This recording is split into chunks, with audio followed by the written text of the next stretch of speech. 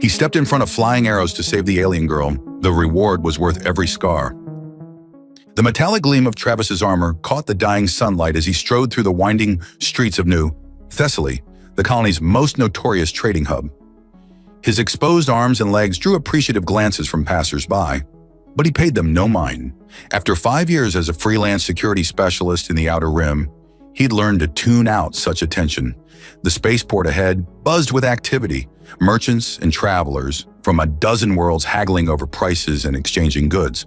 Travis adjusted the energy pistol at his hip, more from habit than necessity. His real protection came from the reinforced neo-steel armor covering his vitals, a gift from a grateful client whose life he'd saved during the Centauri uprising. That's when he saw her. She moved through the crowd like a phantom, her light purple skin almost luminescent in the fading light. The futuristic gown she wore, with its dark metal corset and flowing skirt split high on both thighs, marked her as Lilithian nobility. Her matching purple hair cascaded down her back in a straight waterfall that seemed to catch every ray of the setting sun. Travis's enhanced senses, courtesy of his military augments, picked up the danger before his conscious mind processed it. A slight movement in the shadows of a nearby alley, the whisper of bowstrings being drawn. "Get down!" he roared, already moving. The Lilithian woman turned, confusion crossing her delicate features. Time seemed to slow as Travis saw the first arrows emerge from the shadows. He didn't think, couldn't think. His body moved on pure instinct, honed by years of combat. 3 steps brought him between her and the incoming projectiles. The first arrow struck his shoulder plate, deflecting harmlessly. The second found the gap between plates, biting deep into his flesh. The third and fourth followed in quick succession, each finding their mark in his exposed back. Through the haze of pain, Travis heard shouts and running feet. The attackers, whoever they were, wouldn't stick around now that their ambush had failed. He turned to the woman, fighting to stay conscious as blood trickled down his back. "Are you hurt?" he managed to ask. Her violet eyes were wide with shock. No. You saved my life." "Good." Travis's vision began to blur. "We need to move. They might—" He stumbled, and her surprisingly strong hands caught him. In the distance, he heard the whine of approaching security drones. Too late, as usual. "My transport is nearby," she said urgently. "Can you walk?" Travis nodded, though he wasn't entirely sure it was true. She guided him toward a sleek vehicle that looked like a cross between a hovercycle and an ancient Earth chariot. The design was distinctly Lilithian, all curves and flowing lines that somehow managed to look both elegant and deadly. They barely made it. Travis collapsed into the passenger compartment as the woman took the controls. The last thing he saw before consciousness fled was her concerned face looking down at him, framed by that extraordinary purple hair. As they soared away from the spaceport and into the gathering dusk, his last thought was that he'd probably ruined a perfectly good set of armor for a complete stranger. Somehow, he couldn't bring himself to regret it. Travis drifted back to consciousness gradually, his mind piecing together fragments of sensation.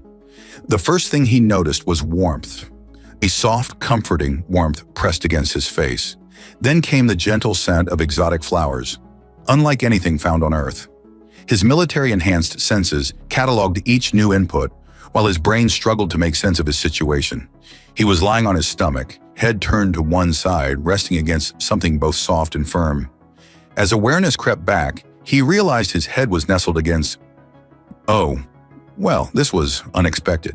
The Lilithian woman he'd saved was sitting beside him, and his head was currently pillowed against her rather impressive chest as she leaned over him, apparently treating the wounds on his back. Her fingers moved with practiced precision, applying some kind of cooling salve that tingled pleasantly where it touched his skin.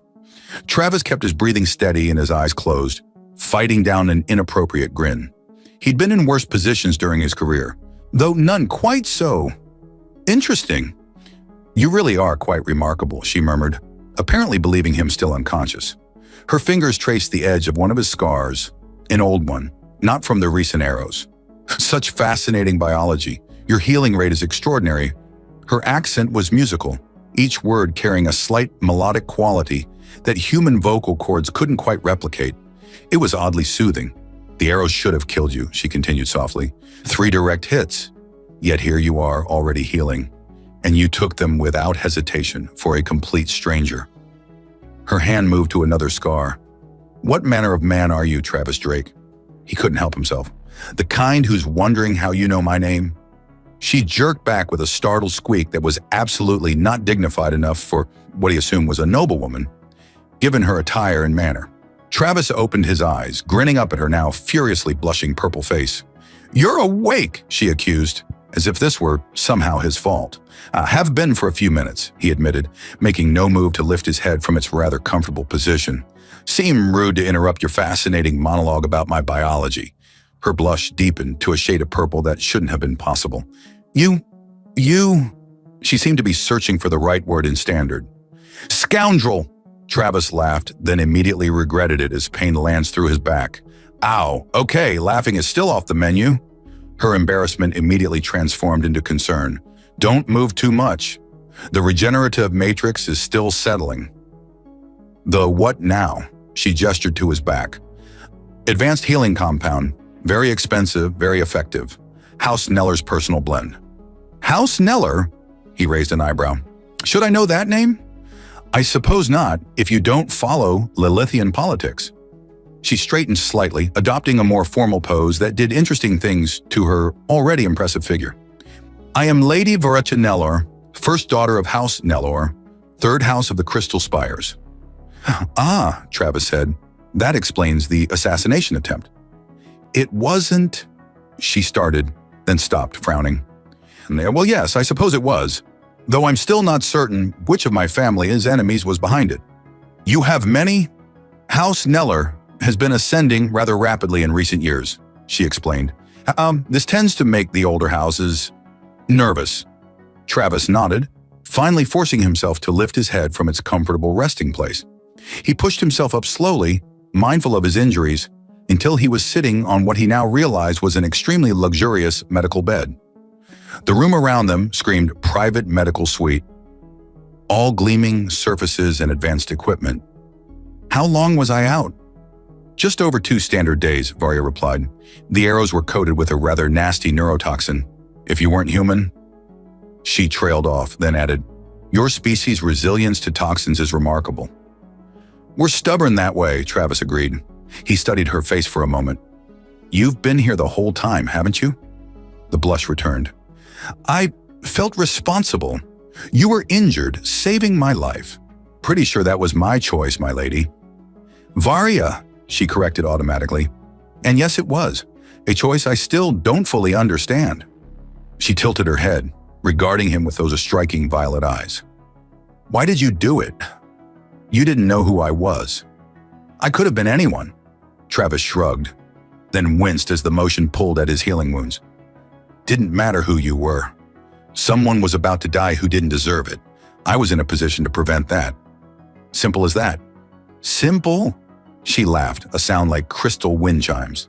"There's nothing simple about throwing yourself in front of arrows meant for a stranger. Maybe humans just have different priorities." "Maybe you do," she agreed softly. Her hand found his, fingers intertwining naturally. "Thank you, Travis Drake. I owe you a debt I can never fully repay." The touch of her skin against his sent a pleasant tingle up his arm. He looked down at their joined hands, purple against tan, and felt something shift in the air between them.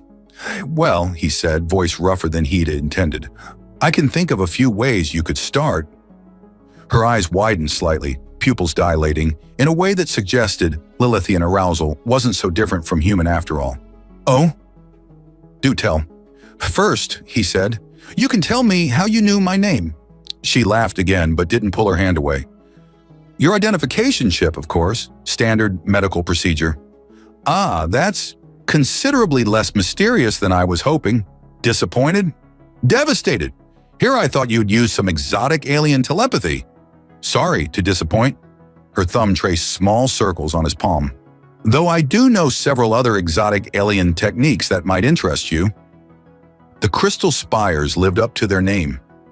Travis stood at the window of his new quarters in House Nellor's ancestral home, gazing at the towering crystalline structures that seemed to capture and amplify the light of the system's twin suns. After a week of recovery, he'd been officially hired as Varia's personal security consultant, a position that came with an impressive suite and an even more impressive view. Admiring the view? Varia's voice carried a hint of amusement as she entered without knocking. A Lilithian custom he was still adjusting to. Their culture had different concepts of personal space. "Just thinking about how much these would sell for back on Earth," he replied, turning to face her. His breath caught slightly at the sight of her in traditional Lilithian evening wear, a shimmering garment that seemed to float around her like captured starlight. "Always the practical human," she teased, gliding closer. "Though I suppose that's why Father hired you. Your species has quite the reputation for pragmatism." Among other things, he watched her approach, noting how the light played across her purple skin. "Your father seems remarkably calm about having a human in such a sensitive position. Actually, he's quite pleased." Varia stopped just inside what humans would consider personal space. "Your actions in saving me proved your worth better than any interview could have. Besides, humans are known for their loyalty." The way she said the word made his skin tingle. "Is that all we're known for?" Her violet eyes sparkled with mischief. "Oh no, there are many fascinating rumors about humans circulating through the noble houses. Your strength, your endurance." She stepped closer, definitely violating human personal space now. "Your passion." Travis's mouth went dry. "Sounds like you've been doing some research." "Extensive research." Her fingers traced the edge of his jaw, exploring his beard with obvious fascination. "Did you know that facial hair is considered quite exotic among my people? None of our species can grow it." "Is that why you keep touching it?" "Partially." Her other hand came to rest on his chest, right over his heart. "I'm also curious about your elevated heart rate. Is that a normal human response to proximity?" "You know damn well it isn't," he growled softly. Her laugh was musical. "Such interesting expressions humans have." "Damn well, I like that one." The tension between them was electric, but Travis forced himself to maintain some semblance of professionalism. "My lady—" "Varia," she corrected automatically. "Varia," he amended. "While I appreciate the cultural exchange, I should remind you that I'm here as your security consultant." "Yes, you should protect me very thoroughly," she agreed, her fingers now trailing down his neck. "From all sorts of dangers, including boredom." He caught her wandering hand but didn't push it away. "Your father might object." "Actually, he's hoping we'll mate." Travis choked on air. "I'm sorry, what? Oh, did I not mention?" Her innocent expression wouldn't have fooled a blind Martian. "House Neller has been seeking to strengthen our bloodline with new genetic material. Human DNA is particularly valued for its adaptability and resilience. Father was quite excited when I told him about our chemistry." "You discussed our chemistry with your father?" "Of course. Lilithian nobles are very open about such matters." She tilted her head. "Does this make you uncomfortable? I've read that humans can be oddly reserved about mating discussions."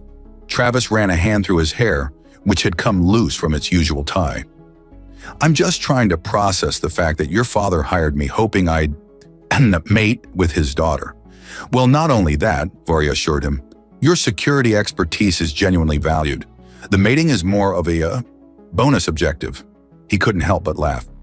"A bonus objective? You make it sound like a military mission." "Isn't it?" Her free hand, the one he wasn't still holding, traced one of his scars through his shirt.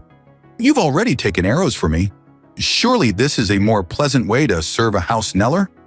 The combination of her touch and her words sent heat coursing through his body. "You're going to be the death of me, you know that." "Not if I can help it." She pressed closer, her body fitting against his like she was made to be there. "I rather like you alive." His last threads of resistance snapped. With a growl, he pulled her fully against him, one hand tangling in her silken purple hair. Her pleased gasp told him all he needed to know about whether he'd read the situation correctly. "Last chance to back out," he warned. Her response was to kiss him, and any thoughts of professional boundaries went right out the window overlooking those crystal spires.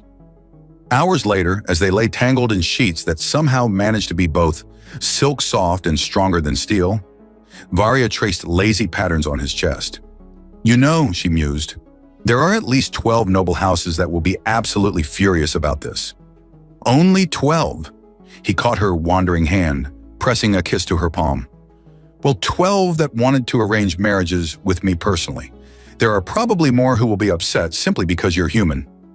"Should I be worried about more arrows?" She propped herself up on one elbow, her purple hair cascading over her shoulder like a waterfall. Are you saying you wouldn't take more arrows for me? In a heartbeat, he admitted, though I'd prefer not to make it a regular thing. My brave, foolish human, she kissed him softly. Don't worry. Now that you're officially under House Nellor's protection, any attack on you would be considered an act of war. Is that supposed to make me feel better? No, she smiled wickedly. This is... The grand ballroom of House Nellor shimmered like a faceted jewel, its crystal walls reflecting the light of 1,000 floating luminescent spheres. Travis stood at attention near one of the towering archways, his new ceremonial armor, a fusion of human military design and Lilithian aesthetics, drawing curious glances from the assembled nobility. You're making quite the impression, Varia murmured as she glided past, ostensibly making her rounds as hostess. Her traditional gown tonight was cut in a way that made his pulse quicken, though he maintained his professional demeanor. Pretty sure that's you, he replied quietly. Though I'm also pretty sure half the nobles here want me dead. Only half? You're becoming popular. Her eyes sparkled with mischief. Though I suppose that's because the other half are too busy being scandalized by how magnificent you look in that armor. The armor in question had been a gift from Lord Nellor himself, a clear statement of Travis's position within the household. Its design cleverly incorporated elements of his original gear while adding distinctly Lilithian touches. Crystalline inlays that caught the light and flowing lines that somehow made the practical combat gear look elegant. Lady Varia, a silky voice interrupted their subtle flirtation. How progressive of you to allow your security consultant such familiar conversation. Travis instantly identified the speaker as Lord Theron of House Vex, one of the most vocal opponents of House Nellor's rising influence. The nobleman's tone carried just enough venom to be insulting while remaining technically polite. Varia's smile never wavered. Progressive indeed, Lord Theron, though I find human directness quite refreshing after centuries of noble circumspection. The barb landed perfectly. House Vex was notorious for its political double-dealing. Theron's perfect purple complexion darkened slightly with anger. Yes, humans are known for their direct approach. His eyes flicked to Travis, though one wonders if such primitive methods have a place in modern Lilithian society. Travis kept his face neutral, but internally he was impressed by how much contempt the nobleman could pack into a single sentence. He opened his mouth to respond, but Varia beat him to it. Primitive? She laughed musically. My dear Lord Theron, have you not heard? The Galactic Council just released a fascinating study on human adaptability. Apparently, their primitive methods have resulted in the fastest technological advancement rate of any known species.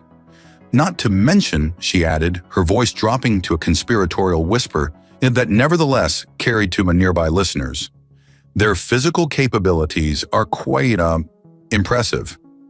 The implications in her tone made several nearby nobles fan themselves, while Theron looked like he'd swallowed something unpleasant. Travis fought to keep his expression professional, though he couldn't quite suppress a small smirk. You seem very well-informed about human capabilities, my lady, Theron managed. Oh, extensively. Verka's smile was pure innocence. In fact, I've been conducting some very thorough personal research.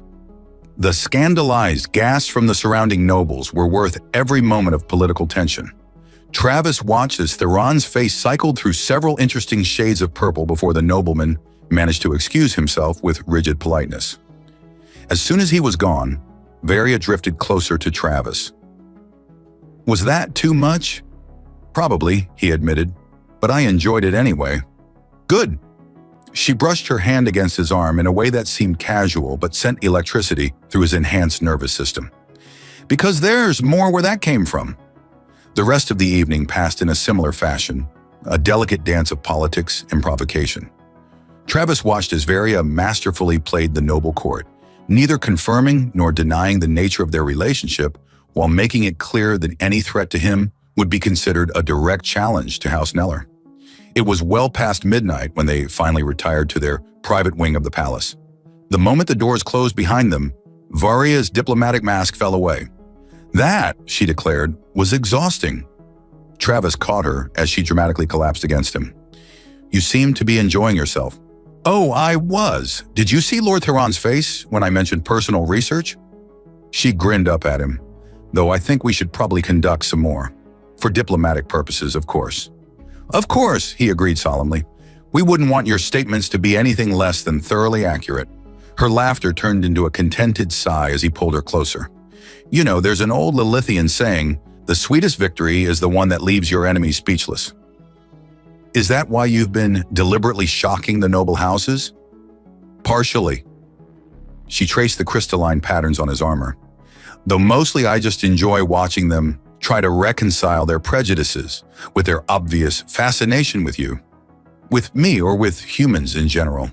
Both, she smiled wickedly, though I'm not sharing my research data with anyone else. Later, as they lay together in the peaceful quiet of their chambers, Varia propped herself up on one elbow to study his face. You're thinking too hard. Just wondering if we're being reckless, he admitted.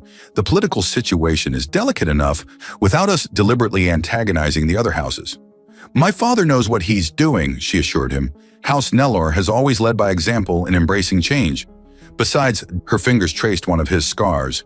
Any house that would reject an alliance with humans based on outdated prejudices deserves to be left behind. You make it sound so simple. It is simple. She kissed him softly. You took arrows for me before you knew who I was. That kind of instinctive nobility is worth more than 1,000 years of careful breeding. Lord Nellor's private study was unlike anything Travis had seen in his travels across the galaxy. The circular chamber sat atop the highest crystal spire, its transparent walls offering a panoramic view of the capital city. But it wasn't the view that caught his attention. It was the holographic display showing detailed genetic sequences floating in the air. You've suspected something was different about House Nellor, Lord Nellor stated, his deep voice carrying the weight of centuries. Unlike most Lilithians, his skin was a darker shade of purple, almost indigo. About why we've risen so quickly in power. Travis stood at parade rest, acutely aware of Varia's presence beside him. The thought had crossed my mind, sir. Father, Varia interjected, is it time? It is. Lord Nellor waved his hand, and the genetic displays shifted, showing two distinct patterns. What you're seeing is the difference between standard Lilithian DNA and House Nellor's lineage. Notice anything unusual? Travis studied the patterns, his military-enhanced vision picking up subtle variations. The second sequence seems more adaptable. Precisely, Lord Nellor smiled. Because thousands of years ago, House Nellor did something considered heretical at the time. We bred with humans. The revelation hit Travis like a physical blow. That's impossible. Humans haven't been spacefaring that long. Oh, but they have, Lord Nellor's eyes gleamed. Your official history might only go back a few centuries, but humans have reached the stars before. Multiple times, in fact. They simply keep losing their technology in various catastrophes and having to start over. Varia squeezed Travis's hand. It's why Father was so pleased when I chose you. He's been planning this for decades, a renewal of that ancient bloodline. The arrows, Travis said slowly. The assassination attempt. It wasn't random, was it? A test, Lord Nellor confirmed. Though the danger was very real, we needed to know if you possessed the same instinctive nobility that marked the ancient human bloodlines. You risked your daughter's life on a hunch? I risked nothing, Lord Nellor corrected. I had full confidence in both your abilities and your character. The fact that you're angry about the risk to her, rather than the manipulation of yourself, only confirms what we already knew. Before Travis could respond, the study's security system flashed red. A holographic display showed multiple armed figures approaching through supposedly secure areas. Right on schedule, Lord Nellor muttered. House Vex's assassins are nothing if not predictable. Travis was already moving, placing himself between the door and Varia. You knew they were coming. Of course, they have been planning this strike since the ball. Lord Nellor calmly activated several security protocols. They believe killing you will prevent the strengthening of our bloodline. They're wrong, of course, but zealots rarely listen to reason. Father, Varia protested, you could have warned us? And deny your mate the chance to prove himself again? Lord Nellor smiled. Besides, I've seen the security upgrades he's implemented. The assassins are in for quite a surprise. As if on cue, the sounds of combat erupted from the corridor outside. Travis's modifications to the house security systems had transformed seemingly decorative crystal formations into deadly defensive measures. "Impressive," Lord Neller noted as screams echoed through the spire. "You've weaponized our own architecture against them." "Basic human ingenuity," Travis replied, drawing his sidearm. "Never assume anything is just decorative." Varia pressed against his back, her own weapon ready. The familiar warmth of her body combined with the surge of combat adrenaline created an intoxicating mix. "You know," she purred, "watching you turn our ancestral home into a death trap is surprisingly arousing." "Focus," he growled, though he couldn't help grinning. "We can discuss that later." "Promise?" "Children," Lord Neller interrupted, though he seemed more amused than concerned. "Perhaps we could deal with the assassination attempt before planning the conception of my grandchildren." Both of them had the grace to look embarrassed, though the moment was interrupted by the study doors sliding open. The remaining assassins had apparently decided to rush the chamber directly. What followed was a symphony of violence that would be talked about in noble circles for years to come. Travis's combat training, combined with Varia's intimate knowledge of Lilithian physiology, made them a devastating team. Lord Neller, for his part, seemed content to watch while occasionally offering helpful suggestions about particularly vulnerable spots in Lilithian anatomy. When it was over, Travis stood among the unconscious, but carefully not dead, bodies of their would-be killers, breathing heavily. Varia immediately pressed against him, her hands roaming his body under the pretense of checking for injuries. "Not even a scratch," she declared happily. "You're getting better at this." "Or they're getting worse at assassination," he countered, pulling her closer despite their audience. The combat high always made him more aggressive, more possessive, and from the way she melted against him, she didn't mind at all. "Well," Lord Neller cleared his throat, "I believe this proves beyond doubt that our bloodline strength will only grow with this union, though perhaps you two would like to retire to your chambers to discuss the evening's events?" "Father," Varia laughed, though she made no move to extract herself from Travis's embrace. "Are you actually encouraging us to go make your grandchildren?" "I'm encouraging you to leave before you scandalize the cleanup crew," he replied dryly, though I wouldn't object to grandchildren as a side effect. The news of House Vex's failed assassination attempt spread through the crystal spires like wildfire. Travis watched from their private balcony as noble houses scrambled to realign themselves in the wake of this political earthquake. The morning's twin suns cast prismatic rainbows through the crystal architecture, creating an ethereal display that still took his breath away. Enjoying the show, Varia's arms slipped around his waist from behind, her body pressing against his back in a way that made him forget about politics entirely. "The view's not bad, Mara," he replied, turning to face her. She was wearing one of his shirts, the human-designed garment falling to mid-thigh on her tall frame. The sight of her in his clothing did things to his primitive human instincts that no amount of genetic engineering could suppress. "Just not bad." She raised an eyebrow, violet eyes sparkling with mischief. "Perhaps I should change into something more formal for breakfast with the High Council?" "Don't you dare!" He pulled her closer, enjoying how she melted against him. "Though speaking of the council, must we talk politics now?" She pouted, fingers tracing patterns on his chest. "I can think of much more interesting ways to spend the morning." "The council meeting is in 2 hours," he reminded her, though his resolve was weakening by the second. "Plenty of time." Her smile turned wicked. "Unless you're not up for it." The challenge in her voice triggered something primal in him. With a growl, he lifted her effortlessly, earning a delighted squeal as he carried her back toward their bed. "I'll show you what humans are up for." Later, though still with enough time to prepare for the council meeting, they lay tangled together in sheets that somehow never seemed to wrinkle, despite their best efforts.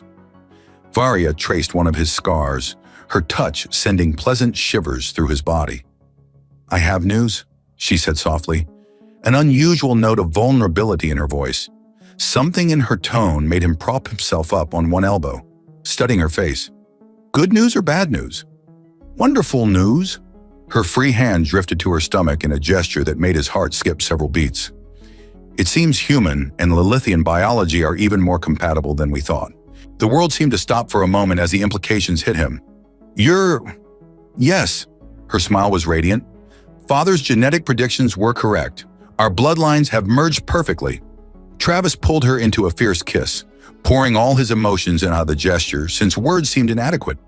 When they finally parted, both breathing heavily, he pressed his forehead against hers. "I love you. I know." She smiled against his lips. Though the timing could have been better, the High Council might have opinions about this development. Let them have opinions. His hand joined hers over her stomach, marveling at the miracle growing within. House Neller is about to become even more powerful, and there's nothing they can do about it. Actually, she grinned, that's the best part. According to Father's research, human Lilithian hybrids tend to inherit the best traits of both species. Our child will be stronger, faster, and more adaptable than pure-blooded nobles. The other houses won't be able to ignore the advantages. Is that why your father seemed so pleased about House Vex's attack? Partly. She shifted to straddle him, her purple hair falling around them like a curtain. The assassination attempt gives us political leverage, while our child's existence will prove the benefits of human genetic integration. It's a perfect storm. Your father is terrifying, Travis observed, though his hands were already wandering over her body again. He is? She leaned down to kiss him.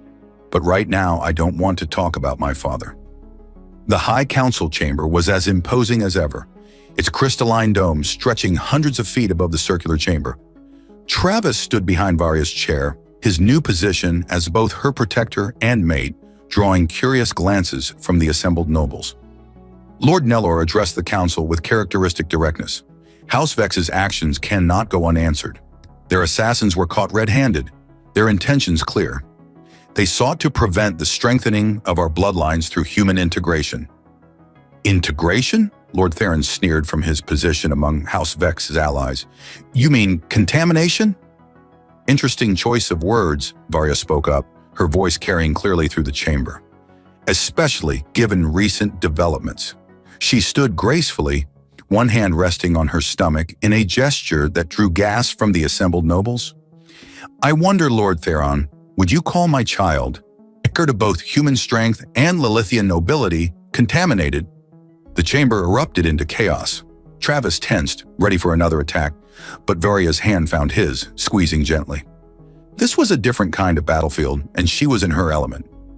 The child's existence proves what House Nellor has long claimed, Lord Nellor continued once the initial uproar died down. Human genetic compatibility offers our people unprecedented opportunities for advancement. My grandson or granddaughter will be living proof of this truth. And what of tradition? Another noble demanded. Our bloodlines have remained pure for millennia. Pure? Varia laughed musically.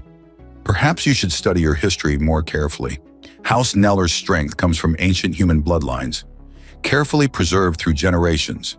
We simply chose to reinforce those traits directly. She gestured to Travis. And I would say our choice has been vindicated rather spectacularly. Travis fought to keep his expression neutral as dozens of noble eyes studied him with new interest.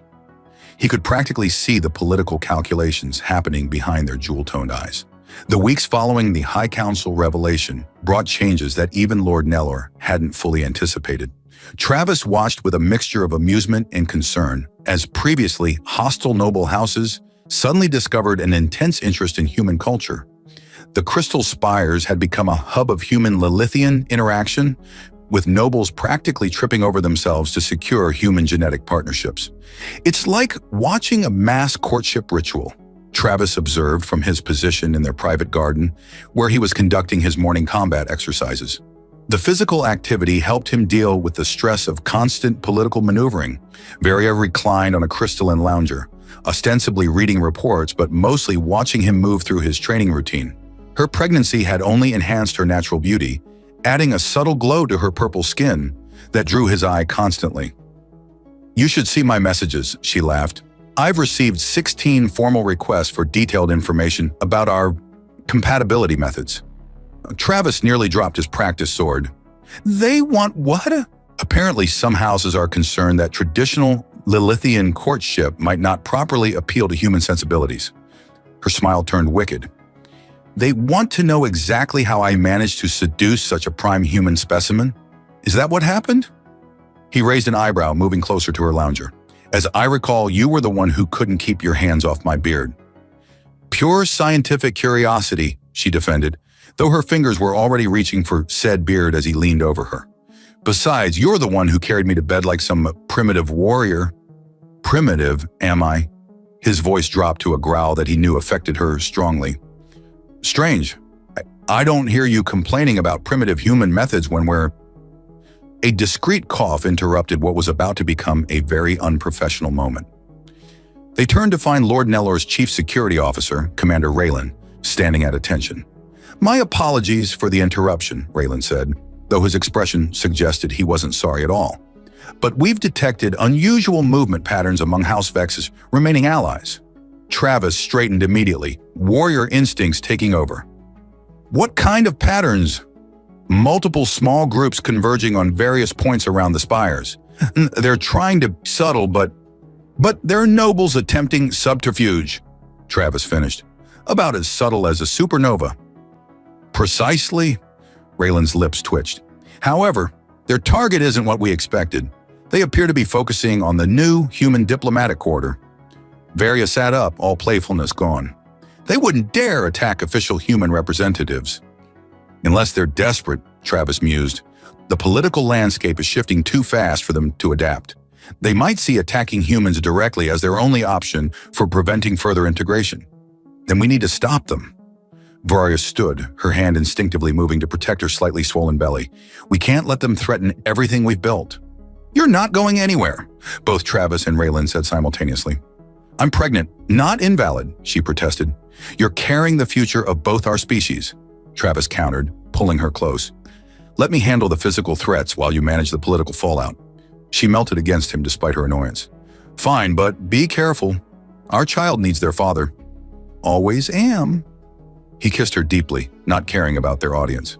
Besides, I have extra motivation to come back safely now. The next few hours were a blur of activity. Travis coordinated with Raylan's security forces, positioning them to intercept the suspected attackers while maintaining the appearance of normal activity. The challenge wasn't just in stopping the attack. It was doing so in a way that would maximize the political advantage for House Neller. Remember, he briefed the security teams, we want them alive and able to confess. This needs to be clean and undeniable. The actual operation went off with surgical precision. Travis led one of the strike teams personally, his enhanced strength and combat training proving decisive in subduing the would-be attackers without serious injury. The sight of a human warrior moving with such controlled power seemed to demoralize the hostile nobles completely. You don't understand, one of the captured nobles spat as Travis secured his restraints. Humans are dangerous. Your species breeds too quickly, adapts too easily. If we allow this integration to continue, pure Lilithian bloodlines will disappear entirely. Travis crouched down to meet the noble's eyes. You're right about one thing. Humans are dangerous, but not in the way you think. We're dangerous because we see possibilities where you see threats. We adapt because we embrace change instead of fearing it. Pretty words from a primitive species. This primitive just outsmarted and outfought your entire conspiracy, Travis pointed out mildly. Maybe it's time to reconsider your definition of advancement. The aftermath of the failed attack created exactly the political storm House Neller had hoped for. Travis returned to find Varia already capitalizing on the situation, her pregnancy somehow making her even more formidable in noble politics. The timing couldn't have been better, she purred later that night as they lay together in their chambers. Nothing convinces nobles like a combination of fear and envy. Fear of humans? He traced patterns on her bare shoulder. Fear of being left behind. She snuggled closer, her body fitting perfectly against his. They saw how easily you defeated their best warriors. Now they have to choose, adapt or become obsolete. You're starting to sound like your father. And you're starting to think like a noble. She lifted her head to kiss him. We make quite the team. We do. His hand moved to rest protectively over their growing child. Though I have to admit, when I took those arrows for you, I didn't expect the reward to include reshaping an entire society. Disappointed? Her violet eyes sparkled with mischief. Never. He pulled her closer, marveling at how perfectly they fit together despite their different species. Every scar was worth it. The crystal spires shimmered with unprecedented brilliance as the twin suns rose on the day of the convergence ceremony. Travis stood at the highest point of House Neller's ancestral home, watching as delegations from both human and Lilithian worlds arrived in vessels that turned the morning sky into a dance of lights. Nervous, Varya's voice carried its familiar musical lilt as she joined him, her advanced pregnancy making her movements more deliberate, but no less graceful. Her ceremonial gown, designed to showcase both her condition and her status, caught the light in ways that made her seem to glow from within. "Should I be?" He pulled her close, one hand resting protectively over their child, while the other tangled in her purple hair. "It's just a small gathering of every important political figure from two species coming to celebrate our union and impending parenthood. No pressure." She laughed, the sound still sending shivers down his spine months after their first meeting. "And to think it all started with you taking a few arrows for a stranger? Best decision I ever made." He kissed her deeply, enjoying how she melted against him despite their formal attire. "Though I'm still not entirely convinced your father didn't arrange the whole thing." "Would it matter if he did?" "Not even slightly." His enhanced senses picked up their child's movement, a strong kick that made them both smile. Some things are worth every scar. The convergence ceremony itself was a masterpiece of political theater. Lord Neller had outdone himself, transforming the Great Hall into a living artwork that celebrated both human and Lilithian cultures. The crystal architecture pulsed with bioluminescent patterns that mimicked human DNA helixes, intertwining with Lilithian genetic structures. Travis stood proudly beside Varya as representatives from both species signed historic cooperation agreements. The sight of former enemies like Lord Theron now eagerly pursuing human genetic partnerships would have been amusing if it weren't so significant for both their people's futures. "Your species continues to amaze us," a high-ranking Lilithian diplomat commented during the celebrations. "We thought humans primitive when you first reached our stars, yet here you are, teaching us new forms of evolution." "We prefer to think of it as collaboration," Travis replied diplomatically, though he couldn't help adding, "though I suppose taking arrows for your women might seem primitive." "On the contrary," the diplomat smiled, gesturing to where several human Lilithian couples were dancing. "It shows an admirable dedication to protection and sacrifice, qualities we're learning to value more highly." Later, during a quiet moment in their private garden, Varya shared news that made the day even more momentous. "The medical scans confirmed it," she said, guiding his hand to a specific spot on her belly. "Twins, a boy and a girl, both showing perfect genetic integration." Travis felt his heart skip several beats. "Twins? Is that even possible with cross-species breeding?" Apparently, human genetic adaptability is full of surprises. Her eyes sparkled with joy and mischief. "Father is absolutely delighted. 2 heirs instead of 1, both carrying the strongest traits of both bloodlines." "I love you," he said suddenly, overwhelmed by everything she brought into his life, both as my mate and as the mother of our children. "And I love you, my primitive warrior," she teased, using what had become a term of endearment between them. "Though I expect you to take just as many arrows for our children as you did for me." Every single time, he promised, pulling her into a kiss that spoke of all their shared adventures and future possibilities. The celebration continued long into the night, but Travis and Varya slipped away early, retiring to their chambers where the real future of human-Lilithian relations was being forged, not through politics or ceremony, but through love, trust, and the unbreakable bonds between two people who had found each other across the stars. As they lay together later, watching the moons rise through their crystal dome ceiling, Travis reflected on the journey that had brought them here. From that first moment of instinctive protection to now, expecting twins who would help reshape 2 civilizations, every step had been worth it. "What are you thinking about?"